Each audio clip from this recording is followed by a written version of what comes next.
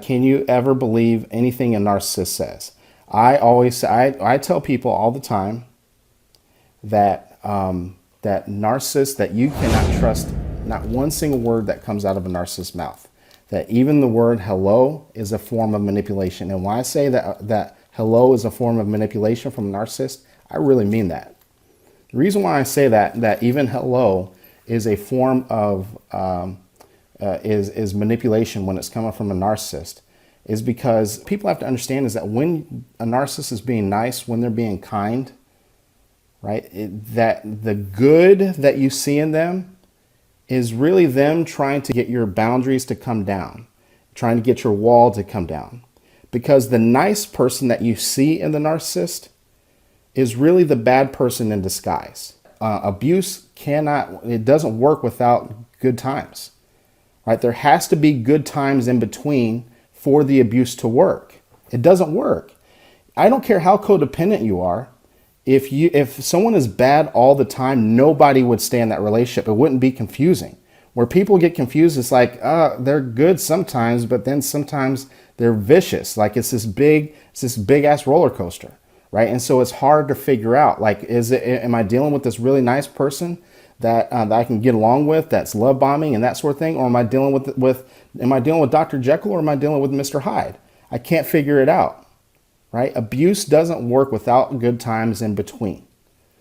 And so what you have to understand is that the definition of a toxic or a narcissistic relationship is not the good times. It's about how bad they are when they are actually bad.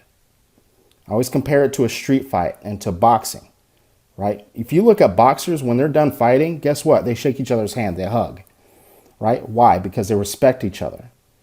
Because guess what? Even though they're fighting, there's boundaries, there's a ring, there's a referee, there's rules, no weapons, keep the gloves on, right? And what does the referee do before the match? They go over the boundaries, the rules.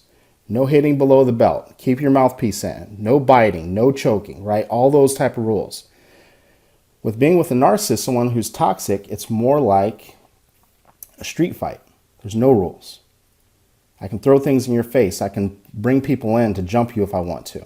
I can follow you home. I can slash your tires. I can bring in weapons. It doesn't matter, right? As long as I win, that's the only thing that matters.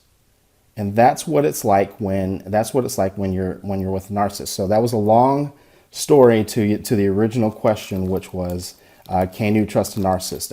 And the answer to that is no, not even when they're being nice. A lot of people confuse narcissism, which is a personality disorder, with a mood disorder. Where, they're in a good mood. Maybe I can actually be pleasant with them today. Maybe we can actually have a good time. Maybe we can actually have a good day. It's not a mood disorder. So the good person that you see in them is intentional. And not only is it intentional, it is manipulative. Very big difference between a mood disorder and a personality disorder. Slight difference, but big difference, right? So you have to understand that when we're talking about narcissism, when you see them being good, this is the reason why gray rock is so important. And it's the reason why you have to be the one that's consistent with going no contact, low contact, right? And you have to be consistent, right? That it doesn't matter if they're being nice. It doesn't matter what the situation is. That you are the one that's consistent, because let them do their thing. Let them be mean, let them be nice, but it doesn't matter, right? You are going to be consistent. One of the things I talk about with gray rock, right, when it comes to mindset, when it comes to mindset with a narcissist, most people say be like a gray rock, something that is very small, very boring to the narcissist. I take that a little step further. We're a gray rock, but more like a mountain.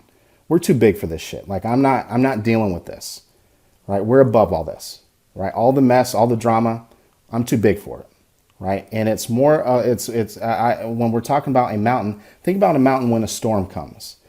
You're not moving me. It doesn't matter if it's a hurricane, doesn't matter if it's a tornado, right? You can blow, you can do whatever the hell you want, but you're not moving that mountain. I've been in the mountain. The attitude of the mountain is like, I've been here forever. I'm going to be here forever.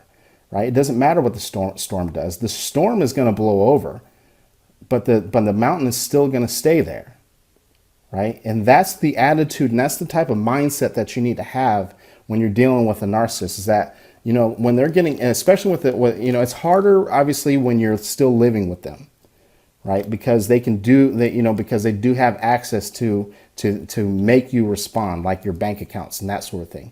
But when they're an ex and you guys have separated and you're in separate homes, you 100%, like, you get those vicious text messages. I'm not telling you that you're not going to have certain feelings about it, right? And you know, I certainly feel your feelings and process your emotions when you go through it, but they don't get a chance to see that. They don't get a chance to see about you being upset, right? To them, you're a mountain. Like, you're not moving no matter what.